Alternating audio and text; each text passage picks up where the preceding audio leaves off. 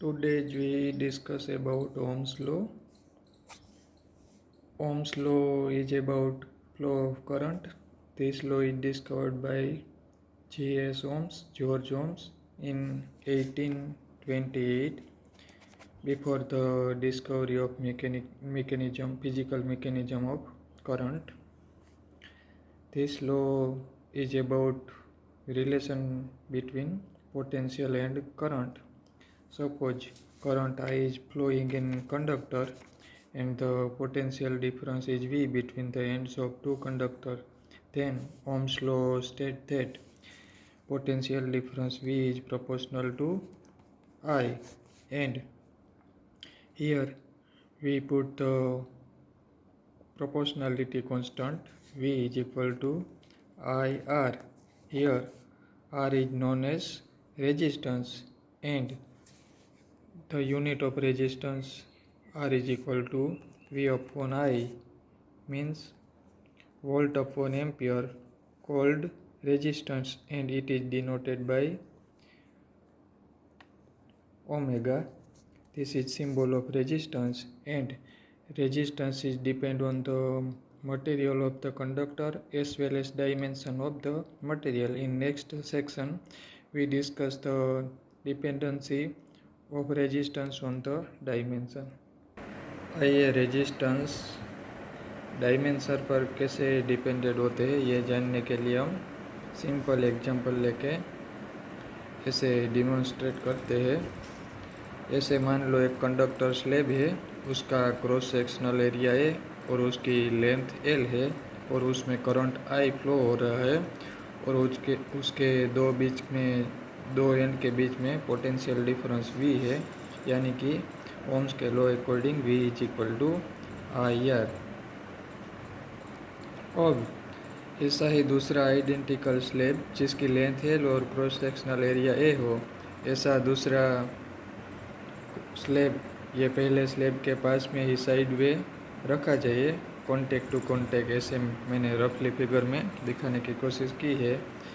ऐसे रखा जाए तो ये टोटल कंडक्टर की लेंथ होगी L प्लस L यानी कि 2L और उसका क्रॉस सेक्शनल एरिया A है। और सिंपली हम समझ सकते हैं कि ये पहले कंडक्टर में करंट I फ्लो हो रहा है तो दूसरे करंट में भी कंडक्टर I फ्लो हो रहा है। लेकिन पोटेंशियल डिफरेंस की बात करें तो जब पहले सिर्फ एक ही स्लैब था तो अब पोटेंशियल डिफरेंस दो एंड के बीच में V था, यानी कि ये मान लो कि पहले एंड पर पोटेंशियल 0 है और दूसरे एंड पर पोटेंशियल V है, यानी कि दो एंड के बीच में पोटेंशियल डिफरेंस V था। लेकिन यहाँ हमने दो स्लैब रख दिए, ये पहले स्लैब में ये पोटेंशियल डिफरेंस 0 और यहाँ हम कह देते हैं V, और ये दोनों एंड के बीच में पोटेंशियल डिफरेंस होगा V। ऐसे ही हम ये सेपरेटली कंसीडर कर लेते हैं। ये एक स्लैब है तो यहाँ भी पोटेंशियल डिफरेंस 0 और यहाँ पोटेंशियल डिफरेंस V, यानी कि ये दोनों के एंड के बीच में पोटेंशियल डिफरेंस V होगा। लेकिन हमने तो ये दोनों स्लैब एक दूसरे से जॉइंट कर दिए और अब ये दोनों एंड के बीच में हम जानना चाहते हैं पोटेंशियल डिफरेंस क्या होगा। तो यहाँ पोटेंशियल डिफरेंस 0 है, यहाँ पोटेंशियल V है और यहाँ पोटेंशियल 2V होगा, यानी कि ये दोनों एंड के बीच में पोटेंशियल डिफरेंस V और ये दोनों एंड के बीच में भी पोटेंशियल डिफरेंस V, यानी कि दोनों स्लैब हमने जॉइंट कर दिए और जो कंडक्टर फॉर्म हुआ ये दोनों एंड के बीच में पोटेंशियल डिफरेंस होगा 2V।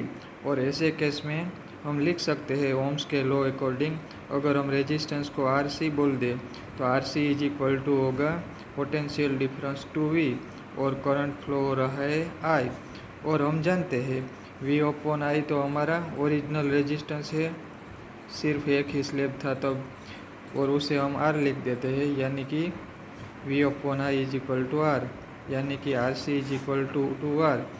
तो ये जो हमने डिस्कशन किया है उसका कंक्लूजन ये निकला कि अगर किसी भी कंडक्टर की लेंथ डबल की जाए तो उसका रेजिस्टेंस भी डबल हो जाता है, यानी कि रेजिस्टेंस लेंथ के प्रोपोर्शन में होता है। नाउ इमेजिन करो दूसरे केस में कि ये लेंथ आइडेंटिकल ही रहती है, यानी कि जो हमारे ये पहले वाला स्लैब था वो ही स्लैब है, लेंथ है और क्रॉस सेक्शनल एरिया है। लेकिन ये स्लैब को हम लेंथ वाइज बीच में से, ऐसे मैंने रफली दिखाने की कोशिश की है, ये स्लैब को हम बीच में से कट कर देते हैं, यानी कि दो स्लैब में डिवाइड कर देते हैं और दोनों एक दूसरे से जॉइंट ही है, लेकिन ये बीच में से हम कट कर देते हैं, यानी कि दो स्लैब बन गए और दोनों की लेंथ एल इक्वल ही रहेगी, लेकिन अब उनका क्रॉस सेक्शनल एरिया आधा हो जाएगा a/2 और a/2, और दोनों में से same he current I flow हो रहा है। जो पहले हमें करंट मिल रहा था आई करंट फ्लो हो रहा था और पोटेंशियल डिफरेंस v था। यहाँ भी पोटेंशियल डिफरेंस 0 और v ऐसा हम कंसीडर कर लेते हैं, तो पोटेंशियल डिफरेंस तो v ही रहेगा और ये टोटल स्लैब में से करंट आई फ्लो हो रहा है। लेकिन हम सिंपली समझ सकते हैं, अब ये स्लैब है आधा हो गया, इसलिए ये पहले ऊपर वाले पीस में से भी करंट आधा फ्लो होगा I/2 और ये दूसरे स्लैब में से भी आधा करंट फ्लो होगा, यानी कि I/2। लेकिन ये दोनों स्लैब के बीच, दोनों एंड के बीच में पोटेंशियल डिफरेंस तो सेम v ही रहेगा। तो ऐसे केस में हम लिख सकते हैं, अगर हम रेजिस्टेंस को RD बोल दें तो RD is equal to potential difference. ये दोनों स्लैब में पोटेंशियल डिफरेंस तो सेम ही है, यानी कि v, लेकिन करंट आधा फ्लो हो रहा है, यानी कि I/2, यानी कि हमें फाइनली मिलेगा 2v upon I। v upon I तो हमारा ओरिजिनल रेजिस्टेंस है, यानी कि 2R। यानी कि ये स्टोरी का कंक्लूजन ये निकला कि अगर हम जो स्लैब का क्रॉस सेक्शनल एरिया है उसको अगर आधा कर दे तो भी रेजिस्टेंस डबल हो जाता है। पहले केस में हमने स्लैब की लेंथ को डबल कर दी, यानी कि स्लैब की लेंथ को डबल कर दी तो रेजिस्टेंस डबल हो गया, यानी कि लेंथ के डायरेक्टली प्रोपोर्शन में है। लेकिन यहाँ हमने स्लैब का क्रॉस सेक्शनल एरिया आधा किया तो भी रेजिस्टेंस डबल हो गए, यानी कि ये स्लैब के क्रॉस सेक्शनल एरिया के इन्वर्सली प्रोपोर्शन में है। मेरे कहने का मतलब ये है कि पहले केस में हमने लेंथ डबल की तो रेजिस्टेंस भी डबल हो गया, यानी कि ये लेंथ के डायरेक्टली प्रोपोर्शन में है। लेकिन ये दूसरे केस में हमने क्रॉस सेक्शनल एरिया आधा किया तो भी रेजिस्टेंस डबल हो गया, यानी कि ये क्रॉस सेक्शनल एरिया के इन्वर्सली प्रोपोर्शन में है। यानी कि यहाँ से मैं ऐसा कंक्लूजन निकाल सकता हूँ कि resistance R proportion to 1/a। हम ये दो आइडेंटिटी मिली हमें, लेंथ के डायरेक्टली प्रोपोर्शन में है और क्रॉस सेक्शनल एरिया के इन्वर्सली प्रोपोर्शन में है, यानी कि मैं दोनों को इक्वेशन को ज्वाइंट करके लिख सकता हूँ कि resistance R proportion to L/A, यानी कि कंडक्टर की लेंथ के प्रोपोर्शन में और एरिया के इन्वर्सली प्रोपोर्शन में। यहाँ से मैं प्रोपोर्शनलिटी की साइन हटा दूँ तो लिख सकता हूँ R is equal to rho L/A। ये रो को रेजिस्टिविटी बोला जाता है, जो मटेरियल पर डिपेंडेंट है लेकिन उनके डायमेंशन से इंडिपेंडेंट है। अब हम ये आइडेंटिटी का यूज करके ओम्स का लॉ ऐसे लिख सकते हैं, V is equal to IR और R is equal to rho L/A, I into rho L/A।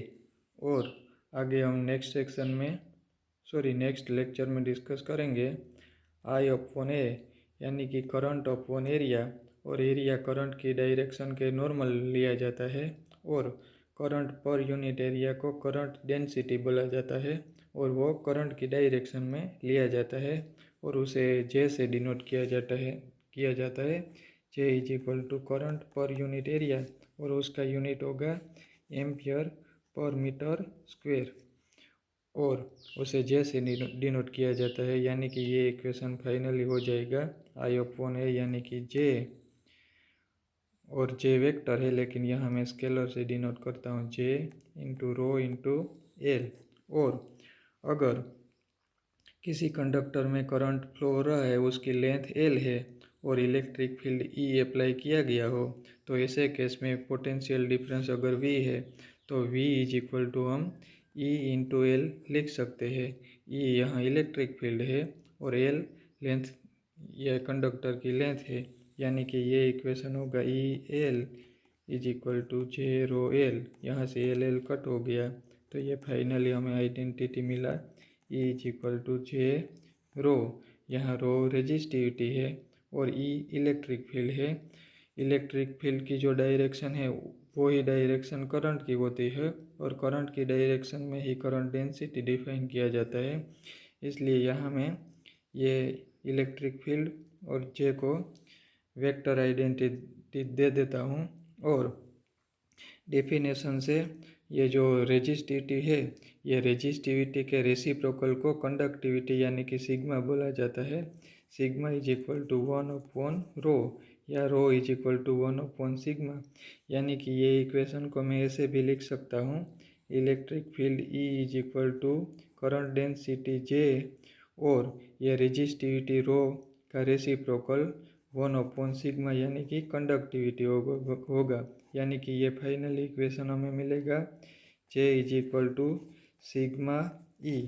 ये जो हमें दोनों आइडेंटिटी मिली, E is equal to zero या J is equal to sigma E, उसे ओम्स लॉ का माइक्रोस्कोपिक वर्जन या वेक्टर वर्जन से जाना जाता है।